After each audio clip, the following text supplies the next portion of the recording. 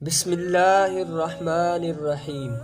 حضرت علی رضی اللہ تعالی عنہ کے چند مشہور اقوال زرعی۔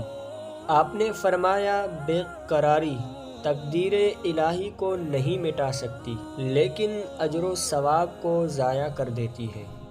آپ فرماتے ہیں، حرص سے روزی نہیں بڑھ جاتی مگر آدمی کی قدر گھٹ جاتی ہے۔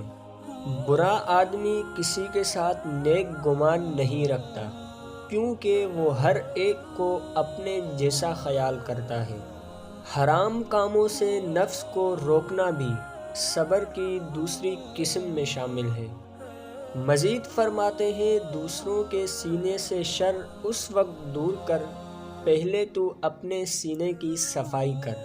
جو شخص خواہ اپنے آپ کو محتاج بناتا ہے تو وہ ہمیشہ محتاج ہی رہتا ہے۔ اپنے دل سے دوستی کا حال پوچھ کیونکہ یہ ایسے گواہ ہیں جو کسی سے رشوت نہیں لیتے۔ اگر تو کسی کے ساتھ احسان کرے تو اس کو مخفی رکھ، اور جب تیرے ساتھ کوئی احسان کرے تو اس کو ظاہر کر۔